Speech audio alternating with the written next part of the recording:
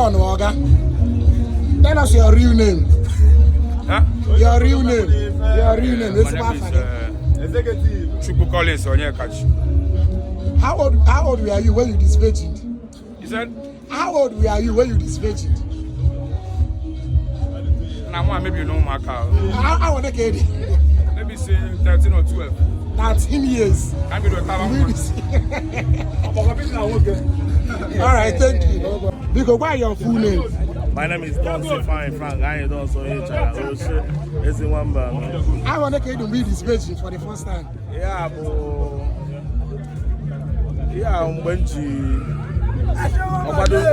2 now 1 called 214. Mbeji. Oh no, the other side. What call 214 or 2 now 1 called 214 2014. Okay, why say the 4? The last one got there. Yeah. I tell you why you see. That's why I hold it. The last money can here.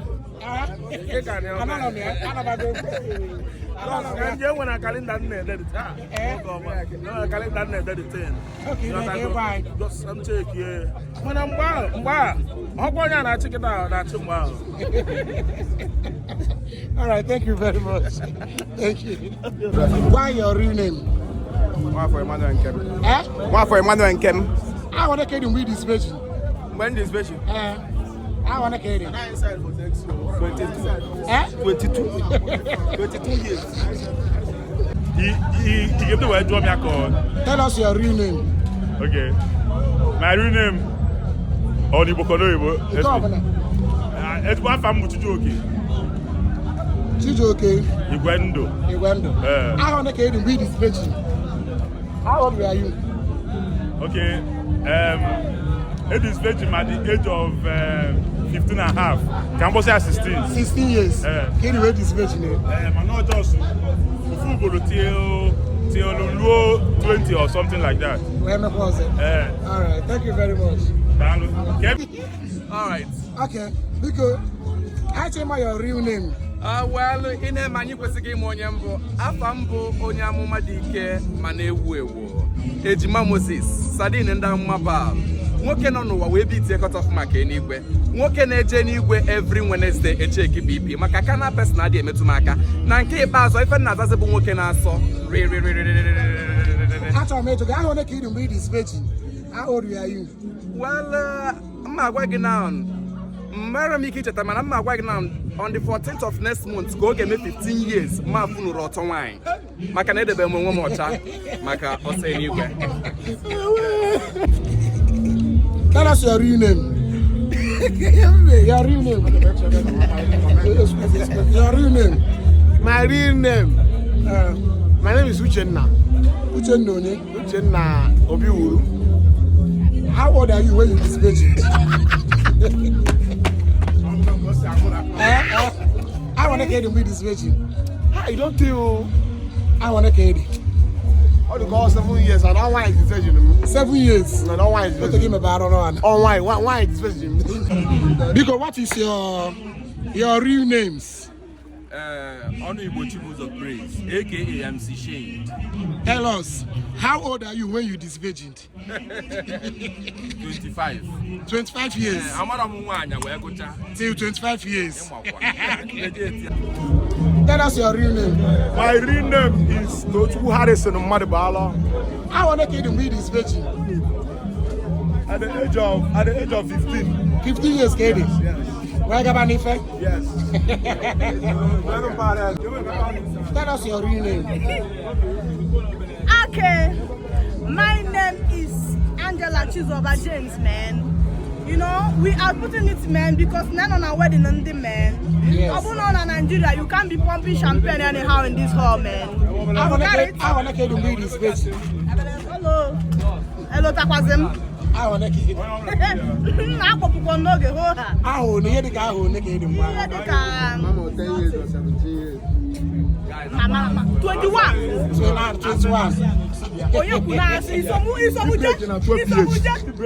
Tell us your real name. Emmanuel Owakwe.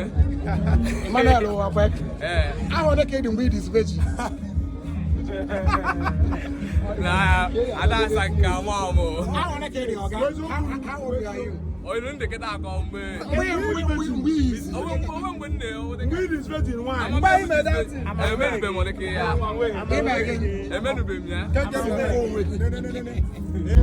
Please tell us your real name.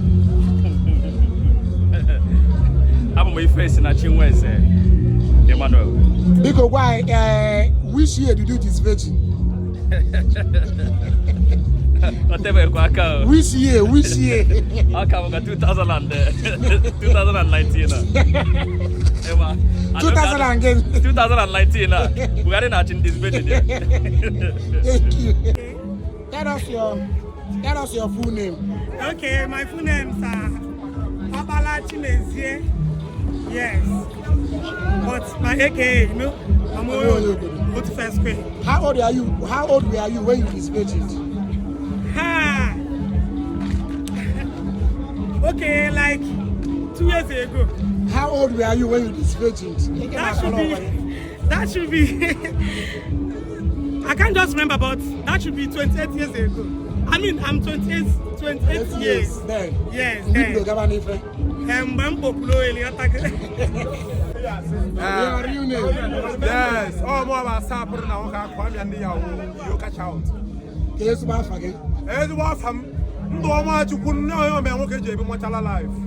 How want to get the weed disputed? Oh, more. No, I'm 6 years. Now 6 years. Get the weed disputed.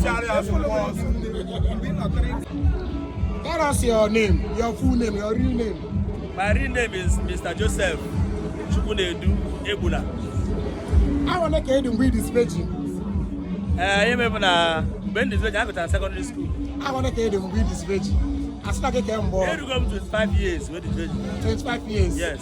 If you don't go by yourself. But I wear this bitch. Where this virgin here? And I wear this bitch in my hair with Shoma. But I have another Shoma and my mother also. Shoma better me one, metal 30. Put Shoma like this and now. And then you wine with the first thing you wine with Shoma.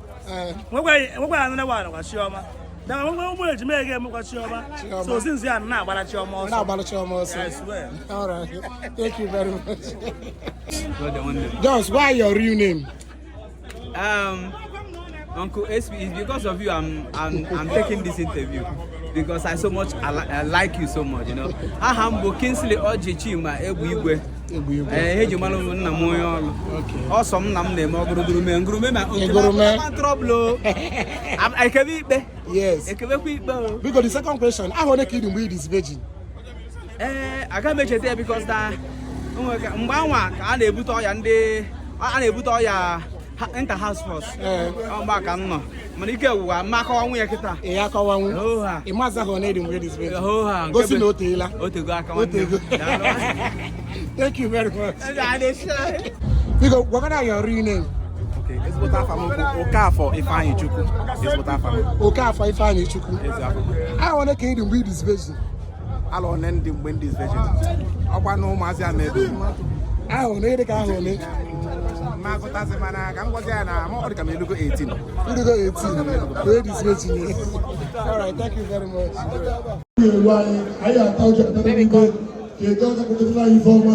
Come. Before you move to informer, It was not showing. I found to the informer. Now, all the people trying to have a crisis way one you. Here to we for the people. When you fenibo, I like Ifenibo. Thank you, sir, for that wonderful prayer. Let me check.